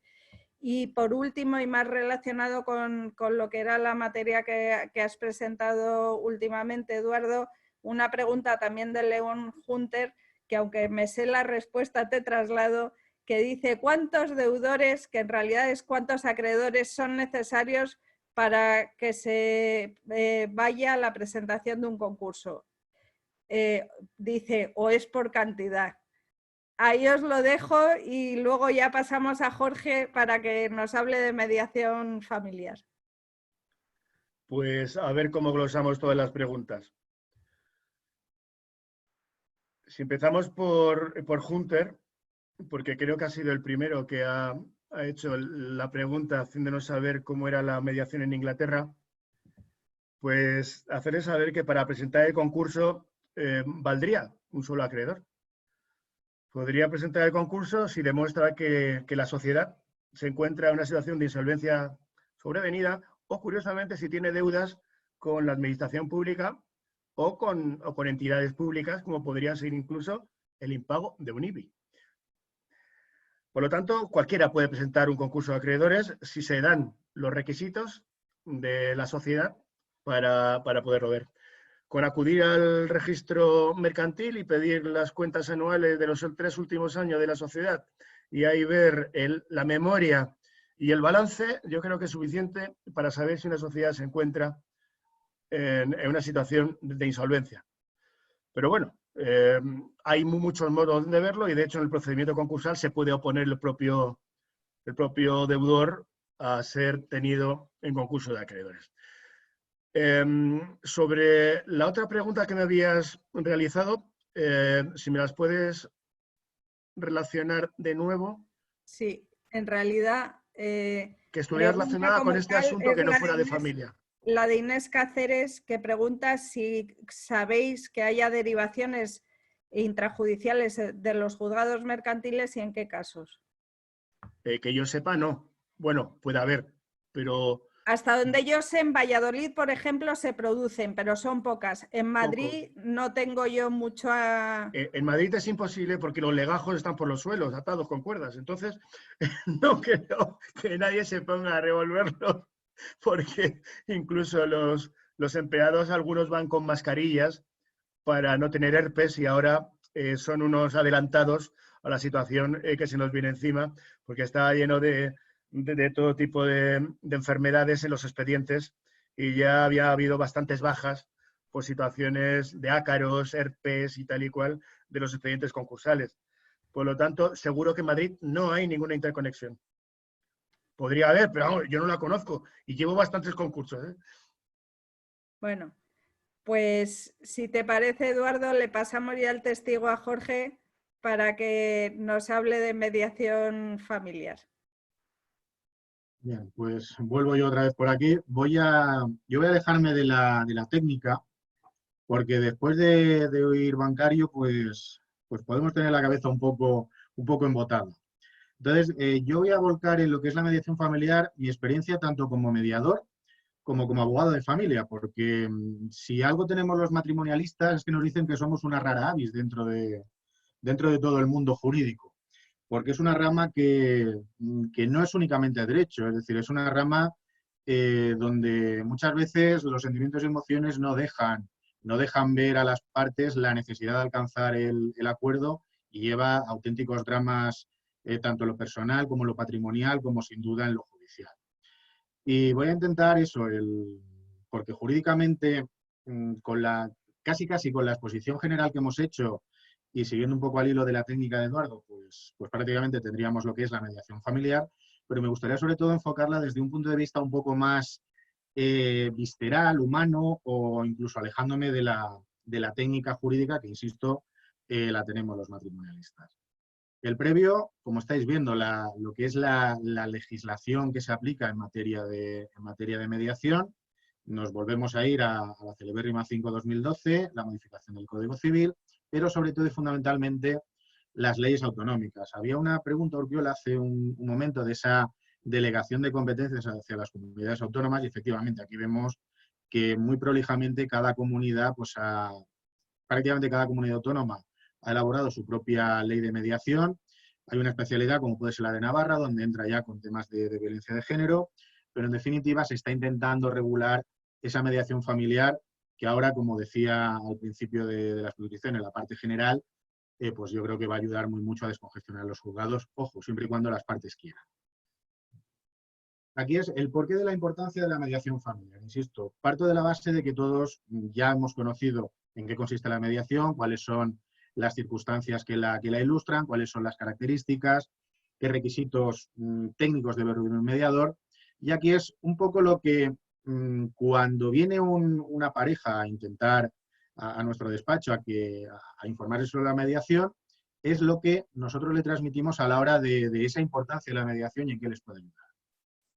Lo hemos dicho antes, los caracteres de la mediación. ¿Es obligatorio que tengamos que ir? No. Pero sobre todo, aunque tú creas que no te vas a poner de acuerdo conmigo, a lo mejor debemos informarnos. ¿Por qué? No sabemos. Ahora mismo estamos en plena efervescencia del conflicto, de nuestra ruptura, pero ¿por qué no nos vamos a informar sobre lo que es la mediación? Tal vez nos ayude. Y si no decide el mediador, ¿quién lo hace? Recordemos lo que hablábamos en la parte general. Somos nosotros los que vamos a fijar las circunstancias y las consecuencias de nuestra ruptura. Y ese es el mejor acuerdo que vayamos a alcanzar, porque nosotros somos los que conocemos las vicisitudes y circunstancias de nuestra familia y los que podemos llegar al mejor acuerdo posible.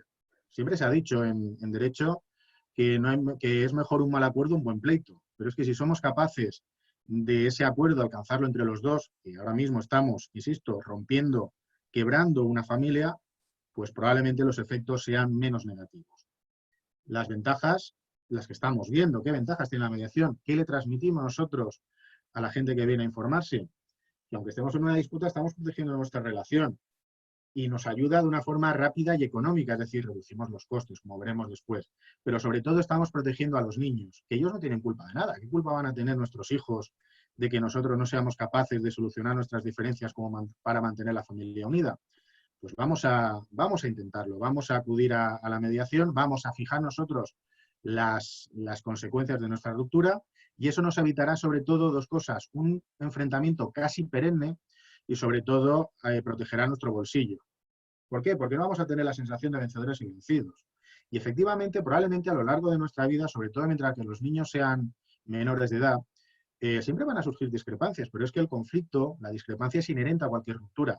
Pero si somos capaces de separar el grano de la paja y de alcanzar esos acuerdos, pues siempre vamos a llevarlo de la mejor forma posible. Eso enlaza con la siguiente pregunta que nos hacen y que nosotros respondemos. Si decidimos acudir a mediación, ¿qué nos vamos a encontrar?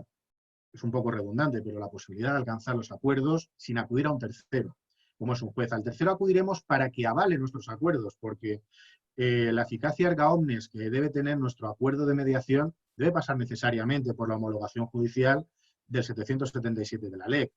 Pero somos nosotros los que decidimos, somos nosotros los que fijamos las condiciones de nuestra ruptura, no es un tercero el que lo hace. Y con eso regularemos nuestra vida futura. Esto enlaza con el carácter, si queremos, psicológico o personal de la mediación. ¿Por qué la mediación ayuda a superar el conflicto? Esto es casi más que una explicación de la mediación, casi un eslogan publicitario. ¿Por qué? Pues porque, insisto, y es un poco redundante a lo que venimos diciendo Eduardo Urquiola también y yo mismo a lo largo de la tarde, que el sistema judicial, si se colapsa, quebrará, y un sistema judicial colapsado y quebrado es un sistema ineficaz. Si ya llevamos un colapso interesante en materia de familia, es alucinante, nos vamos prácticamente a 2 años para resolver cualquier procedimiento, imaginémonos ahora con el retraso que vamos a llevar y lo que va a costar poner en marcha nuevamente el sistema. Pues bien, ¿por qué nos puede ayudar la mediación a superar el conflicto? En familia es algo fundamental. Familia es la rama que más a flor de piel saca los sentimientos de las partes. Y si ya de por sí un proceso judicial es complicado, imaginémonos esa negatividad elevada a esa máxima potencia porque mezclamos cuestiones jurídicas y personales. Y es cierto que el juez es imparcial, pero no deja de ser una persona que puede tener experiencias propias y que inconscientemente a veces va a volcarlo en sus propias resoluciones, y esa resolución jamás va a gustar a las partes. Las partes nunca van a estar contentas con lo que nos diga un juez, que no deja de ser un tercero imparcial, insisto, pero que desconoce los entresijos concretos de nuestra relación, por lo cual los problemas a futuro, ojalá que no, pero siempre pueden estar ahí. Por esa sensación, como decía, de vencedores y vencidos. Pero lo más importante es los otros 2 puntos. Es que en familia no hay mejor solución que el acuerdo. ¿Por qué? Porque no se alcanza desde las inercias judiciales ni lo que muchas veces nos sucede a los abogados de familia, que en la puerta del juzgado nos llama a consulta a su señoría, nos dice, bueno, ¿qué han pensado ustedes? Vamos a ver si lo arreglamos y mediamos. Oiga, es que mediar en 5 minutos es imposible. Había antes surgido una pregunta de una compañera que nos acompañaba hoy, que hablaba de cuáles son los tiempos mínimos adecuados para una mediación. No hay tiempos mínimos o máximos, pero la experiencia me ha enseñado que toda mediación que se alarga más allá del mes y medio termina siendo ineficaz porque las partes van desgastándose a lo largo de esa evolución, a lo largo de esa negociación. Pero es que en un juzgado nos podemos tirar 2 años o más. Si ya entra un gabinete psicosocial a tener que elaborar un informe, pues el niño, con perdón, puede terminar siendo cabo del ejército solamente esperando a que se practique esa prueba. También es verdad que depende de partidos judiciales, pero la mediación va a reducir los tiempos, como veremos, más que considerablemente. Y sobre todo, el último punto, para mí el más importante, ¿por qué la mediación ayuda a superar el conflicto de familia? Porque los progenitores, hablo siempre de separaciones con menores, son los que conocen su propio día a día, los que conocen qué es lo que hay en casa, y hablando de que no va a haber nunca una solución buena a una ruptura, porque nunca lo es algo antinatura, pero sí que probablemente se pueda adoptar la decisión menos mala a la hora de romper esa relación de familia, porque en definitiva quienes se separan son los padres, pero no los hijos. Ventajas, sobre todo la reducción de costes a todos los niveles. Si os dais cuenta, estoy intentando no irme a lo normativo porque es más, como veis, la rama de familia es una rama muy peculiar. ¿Qué ventajas tiene la mediación familiar? Reducción de costes temporales, emocionales, de la persistencia del conflicto y de los costes económicos. Costes temporales, lo que comentaba hace un momento. Un procedimiento de familia en Madrid, solamente en la primera instancia vamos a irnos a 1 año, casi con toda seguridad, salvo circunstancias excepcionales, y otro año para el recurso de apelación. Los juzgados de Madrid son de los más saturados de España, Madrid capital, ya no hablo de lo que es otros partidos judiciales, porque si, por ejemplo, nos vamos a Parla, nos podemos morir directamente, pero prácticamente el año no nos lo quita nadie entre que se celebran las medidas provisionales, se elabora casi siempre el informe por parte del Gabinete Psicosocial o de un perito insaculado que designemos de la Bolsa de Psicólogos de la Comunidad de Madrid, y después otro año para el recurso de apelación. Hay 3 secciones en familia ahora mismo, la 22, 22 bis y 24, pero van absolutamente saturadas por el volumen de trabajo que tienen en los juzgados de familia. En cambio, como indicamos ahí, los acuerdos en mediación, la experiencia de 2 a 3 meses máximo. Acababa de decir que a mí la experiencia me enseñaba a que el mes y medio es el tiempo en el cual las partes todavía están en condiciones de alcanzar el acuerdo, que todo lo que sea superarlo puede terminar llevando a que no haya acuerdo en mediación.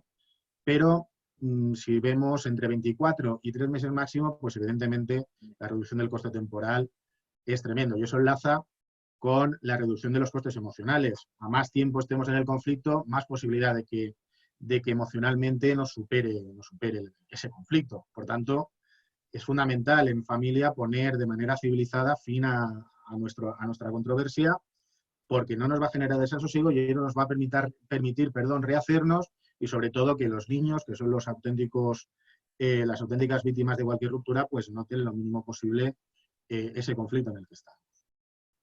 Eso enlaza nuevamente con esa reducción del conflicto y sobre todo con la reducción de costes económicos.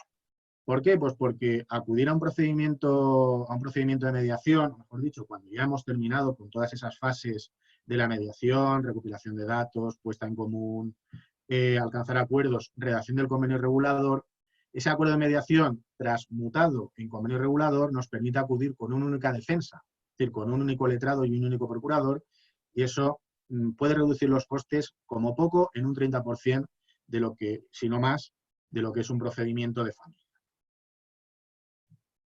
Diferencias entre el proceso judicial y mediación familiar las hemos comentado antes en la parte general.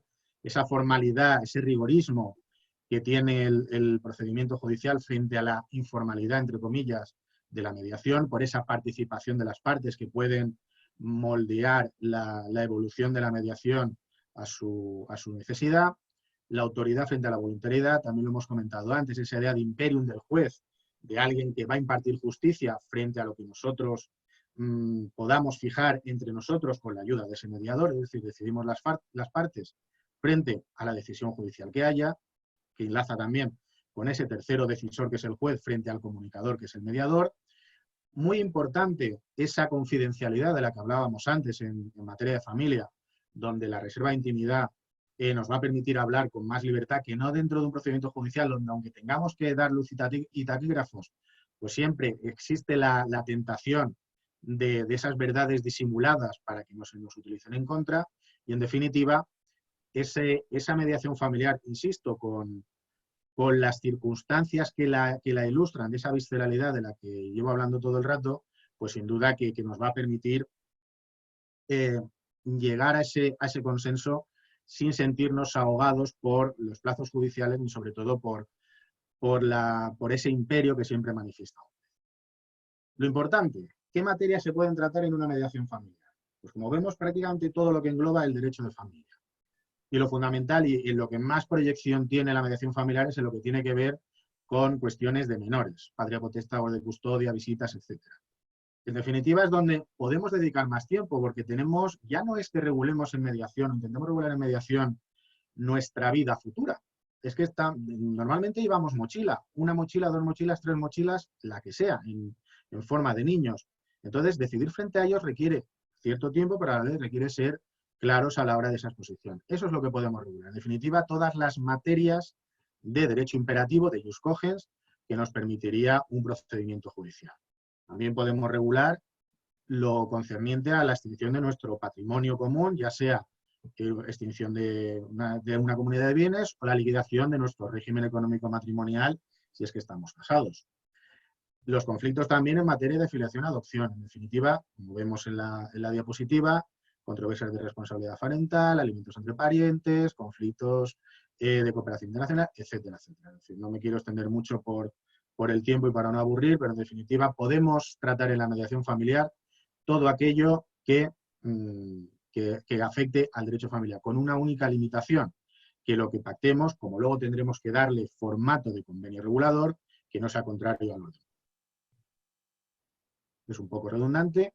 Y aquí hay una parte importante que veréis ahí en lo que es el contenido del artículo 19.4 de la Ley de Enjuiciamiento Civil, que es aquel que permite suspender el curso de los autos cuando las partes estén en vías de alcanzar un acuerdo. Es un principio general de nuestra ley procesal, que en familia tiene mucha importancia porque nos da un plazo máximo de 60 días para poder intentar alcanzar el acuerdo. Y eso enlaza, si recordamos, con lo que la experiencia nos ha enseñado, que es el plazo máximo en que una mediación puede ser hábil, que son esos 2 meses, esos 60 días. Por tanto, perfectamente podemos haber iniciado cualquiera de los procedimientos en materia de familia que tenemos a disposición, tanto las medidas provisionales previas o las coetáneas con un procedimiento principal, ya sea de separación, divorcio, incluso modificación de medidas, o inclusive, aunque en esto hay discusiones, la posibilidad de mediar cuando existe una denuncia de violencia de género previa. En materia civil sí, en penal yo todavía no lo he visto y la imposibilidad pues es casi manifiesta. Pero en definitiva, sin entrar en demasiado detalle sobre la tipología del biogen, pues desde el momento en que un juzgado de violencia sobre la mujer puede determinar, o mejor dicho, determina las medidas por esa vista atractiva que tiene con la denuncia correspondiente para conocer de las medidas civiles, perfectamente puede derivarse a mediación. Es importante, por ejemplo, lo que nos marca el artículo 92.9 del Código Civil, que es la posibilidad de hacernos valer del dictamen de especialistas cuando estamos en un procedimiento judicial. Yo lo he visto en mi experiencia, que esa derivación a especialistas hay ocasiones en las que muta en una mediación y que esa mediación termina llevando a ese 19.4 de la ley y a la posibilidad de transformar el procedimiento en el mutuo acuerdo. Es decir, que lo que comienza siendo un procedimiento contencioso en el cual pretendemos valernos de una prueba determinada de capacidad parental, termina mutando para bien hacia una actividad mediadora y que en ese caso las partes pues, puedan terminar alcanzando un acuerdo. Es una remisión, mejor dicho, es una posibilidad ciertamente extraña, pero yo lo he visto. Por tanto, por eso la he indicado en la diapositiva. Y como última mención, esa posibilidad de reconciliación judicial. Cuidado, únicamente con una separación previa. Ya sabemos que la separación no extingue el vínculo matrimonial, el divorcio sí. Por tanto, la mediación puede llevar, es una suerte de terapia, si lo queremos llamar así, que nos puede llevar a esa reconciliación conyugal levantando la separación previa que teníamos. Todo procedimiento judicial, como veis aquí, puede comenzar de forma contenciosa y terminar derivando en mutuo acuerdo, es decir, transformarse en un procedimiento consensuado del 777 de la ley. Pero puede ser al revés, es decir, puede ser que estemos dentro de un proceso negociador, que estemos con un procedimiento judicial que hemos suspendido para intentar alcanzar el acuerdo, pero que no sea posible alcanzar el acuerdo en sede mediadora por las circunstancias que sean. ¿Eso qué significa? Pues volvemos a los principios básicos de la mediación. Voluntariedad, confidencialidad, no hay posibilidad por parte del juez de conocer lo que ilustre los motivos que no han llevado al acuerdo en mediación y, por tanto, las partes no lo pueden incorporar. Se convertirían en una suerte de prueba prohibida. Salvo que hubiera un delito flagrante, en cuyo caso pues, entraríamos en cuestiones penales, no hay posibilidad de incorporar nada de lo actuado, como decíamos antes, en la mediación al procedimiento judicial. Por eso no me quería extender mucho, Urquiola. He intentado ir muy rápido para no aburrir, pero en definitiva yo creo que es más la explicación de la mediación familiar que estamos viendo que va a ser o que debería ser el futuro en una coyuntura de procedimientos de familia, que yo creo que va a ser una auténtica avalancha. Siempre sucede. Cuando hay una convivencia más frecuente de lo habitual, como sucede en Navidad y en verano, los matrimonialistas vamos desbordados en septiembre y en enero, pues nos podemos imaginar ahora, después de 2 meses, donde ya no es que haya una convivencia más habitual, es que hay una convivencia y un confinamiento dentro de un mismo espacio, y a veces en un espacio pequeño. Por tanto, debería hacerse o debería lanzarse una lanza a favor de la mediación porque puede ayudar a reducir, como hemos visto, los costes a todos los niveles. Y sin duda yo creo que va a ser una herramienta que se va a poner en marcha o que va a tener mucho más conocimiento, va a ser mucho más prolija que lo que hemos tenido hasta la fecha, porque si al conflicto económico y empresarial, como ha comentado Eduardo, le sumamos el conflicto familiar, la sociedad pues probablemente está ahí. Entonces, pues yo creo que la mediación es el futuro. Ojalá sea así. Bueno, lo ideal sería que no hubiera rupturas, aunque eso supusiera que me dedicara a otra rama del derecho, pero creo que puede ayudar a superar muchos conflictos y sobre todo a que no padezcan los que auténticamente lo padecen, que son los niños. Ellos no tienen culpa de nada. Y la mediación, si sus padres aplican ese sentido común, que generalmente es el menos común de los sentidos, pues sin duda que les ayudará a superar el conflicto y a que no se pierdan más generaciones de niños. Pues muchísimas gracias, Jorge.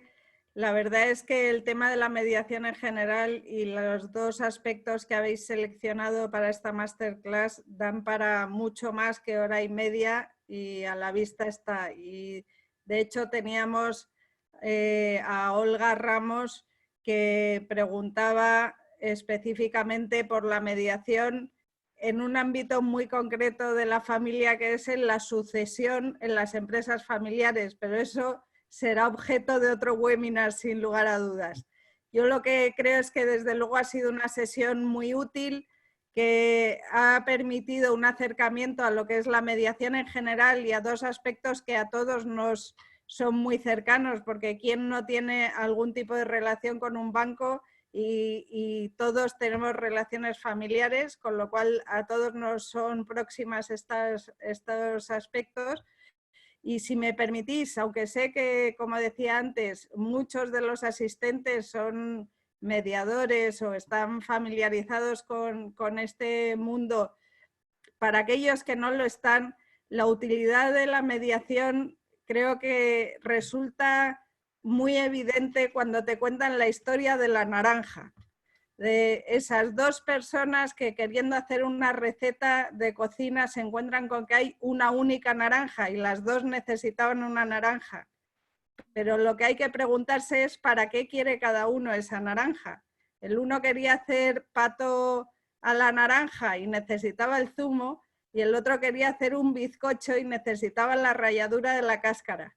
Entonces, muchas veces los conflictos los vemos irresolubles y nos parece que nunca en una negociación vamos a ser capaces de hacer caer todas las barreras que genera la confrontación y estamos tan centrados en cómo vemos nosotros el problema que no acertamos a ver la posición del que está enfrente, y un mediador es un facilitador de esa comunicación y es una persona que va a ayudar a que las partes, como ha insistido tantas veces Jorge, ellas lleguen a buscar una solución para su problema.